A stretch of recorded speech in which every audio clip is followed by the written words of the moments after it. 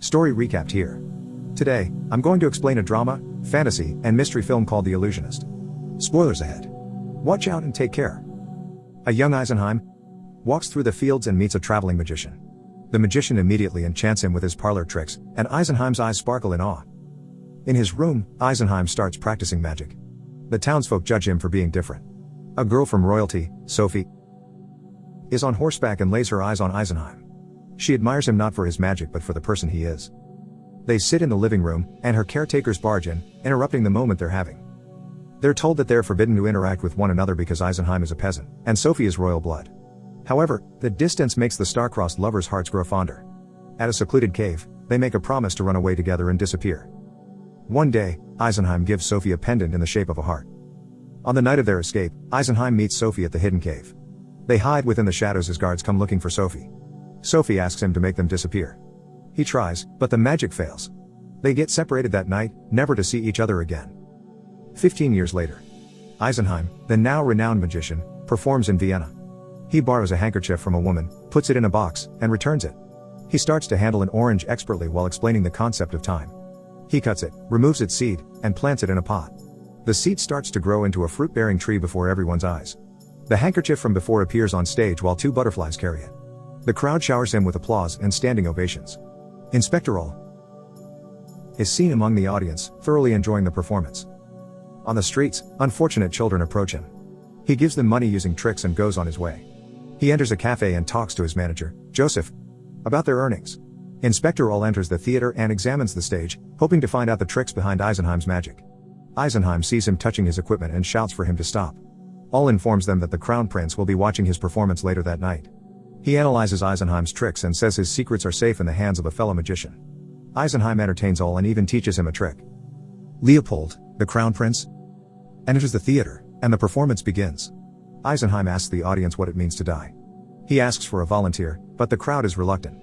Leopold stands up and points to a woman beside him. She steps onto the stage, and Eisenheim hears someone call the woman Duchess von Tesken, the title that Sophie carried. Eisenheim's eyes are filled with shock as he realizes that this woman is the girl he loves.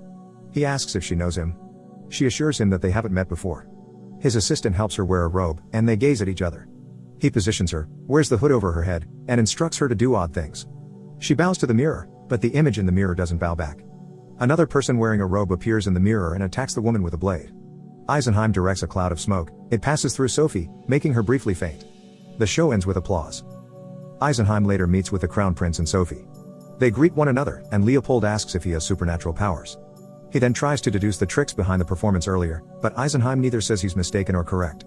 He invites him to perform for them at his mansion. As they leave, Eisenheim says something that only Sophie will recognize. She looks back at him, shocked. Joseph and Eisenheim gossip about Sophie marrying Leopold. Joseph adds, saying Sophie's unlucky because Leopold allegedly hurts women he's been with. Eisenheim receives a letter the next day.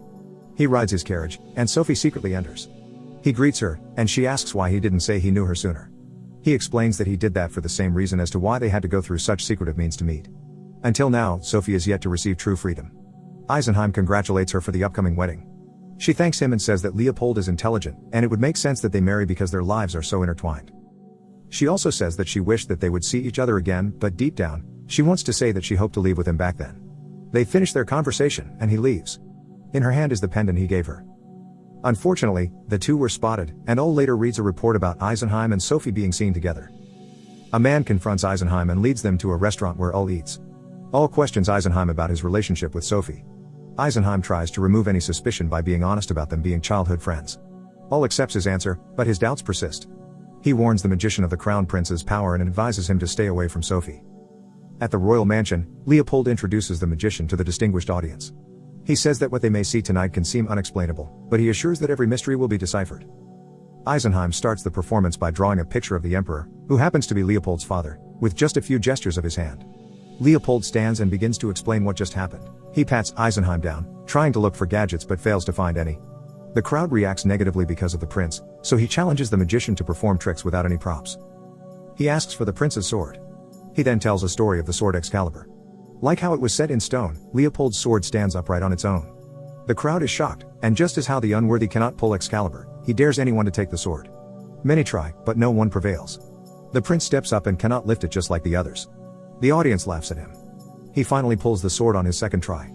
Eisenheim deems him worthy, and the audience gives their applause. However, Leopold is far from happy. Leopold leaves the room and instructs Inspector All to put a stop to the magician's business. On horseback, Sophie rides Eisenheim's home. She comes to inform him of the prince's plan to run him off the city. He argues with her, saying it doesn't matter if he leaves. The tension builds up between the two, and Eisenheim suddenly kisses her. Eisenheim pins her to the wall and starts to unbutton her shirt, revealing her pendant. During their pillow talk, they tell stories about their lives after the night they got separated. Eisenheim traveled the world while Sophie stayed sheltered. She opens up about Leopold's plans to overthrow his father. He worries about what could happen to her and suggests that she comes with him and disappear just as how they planned when they were young. However, Sophie fears that Leopold will find and kill them. Morning comes, and Eisenheim sees his poster destroyed on his way to the theater. Out of frustration, Joseph berates Eisenheim for provoking the prince. Eisenheim ignores Joseph and asks for his profits. At the bank, he retrieves all his cash. He organizes his suitcase and walks down the streets. He approaches a carriage, leaves the suitcase, and gets a kiss from Sophie. A man hiding from afar witnesses all of this and reports his finding to Inspector All. All arrives at the train station. He spies on Eisenheim and an old man talking about the plan to escape with Sophie. All reports his findings to the prince. Leopold thanks him, showing no signs of anger. Sophie marches restlessly in a room, waiting for Leopold. He confronts her, being as upfront as possible with what he knows. She doesn't deny it, causing Leopold to snap at her, showing the misogynistic and narcissistic man he is.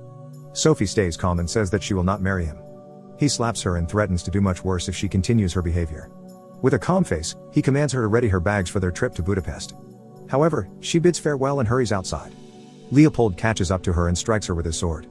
She rides the horse unconscious. Eisenheim looks at his clock and realizes that Sophie is late. Morning comes, Sophie's horse walks down the street with her nowhere to be seen. A man inspects the horse and sees bloodstains. A group of people searches for the Duchess. A man sees her floating on the river, stuck in a tree. Eisenheim jumps in the river, and there in his arms is a lifeless Sophie. All inspect Sophie's dead body. The doctor interrupts him, saying that he will not stand for the disrespect he's doing. As he's about to leave, the doctor informs him about a gemstone found in Sophie's pockets. Eisenheim confronts All, saying that they both know the prince killed Sophie. All defends Leopold and says he can't have killed her since he's in Budapest. Trying not to cry, Eisenheim explains that the prince killed her because she was leaving him. However, All stands his ground. He asks Eisenheim to stop accusing the prince or else he'll end up in jail. All leaves the scene and continues the investigation. He arrives at the mansion and looks in the stables. He sees a shiny object under the hay but doesn't get the chance to grab it as the prince arrives. Leopold asks All if he has a suspect, remarkably hiding the fact that he killed her. Eisenheim receives news that the police have arrested the man who killed Sophie. However, he's not satisfied and still thinks Leopold killed her. Some time passes, and he buys a rundown theater, fires his manager, and completely reimagines his shows. The day of the reopening came. A packed theater watches as the magician sits down and stares at them intently. He gestures his hand, and an image of a man suddenly appears. A man from the audience communicates with him. The audience assumes he's dead and asks him how he got there and what he knows about the other side. He doesn't know what to say, and Eisenheim stops the show. The show starts to grow more controversial, and a cult following forms. The news reaches Leopold, but he doesn't show any concern. He says Eisenheim is a fake and commands All to find out how he does his trick and arrest him. The inspector hypothesizes that he's using a projector, but it doesn't replicate the lifelike movement of the images. The show attracts more attention as the apparitions grow more realistic. All and the guards take Eisenheim to his office. He asks him how he does his new trick. Eisenheim reminds the inspector that a magician never reveals his secrets. Their conversation gets interrupted by All's second in command saying that he should look out the window. A group of people stands there looking menacingly. All then accuses Eisenheim of planning to overthrow the prince. Eisenheim says his plans are far from that. All reminds him that they already caught the murderer. However, he says they both know that isn't true. Eisenheim shows himself to the crowd outside. He confesses that the apparitions are only tricks. He isn't able to bring people back from the dead and apologizes for misleading them. He pleads for them to go home, and the disappointed crowd follows. All is satisfied with what happened and lets him leave. After a while, he reports to Leopold. Leopold is disappointed, scolding All and calling him an untrustworthy fool.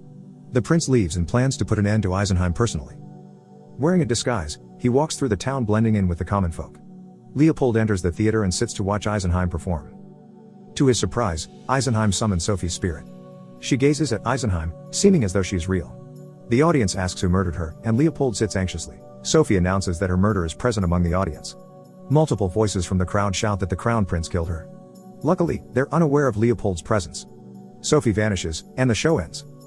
In the carriage, the prince remains skeptical, saying that the apparition doesn't even look like Sophie. He accuses the magician of manipulating the audience, clearly showing that he's bothered by what happened. In the next show, the prince commands all to arrest Eisenheim. All meets with Eisenheim.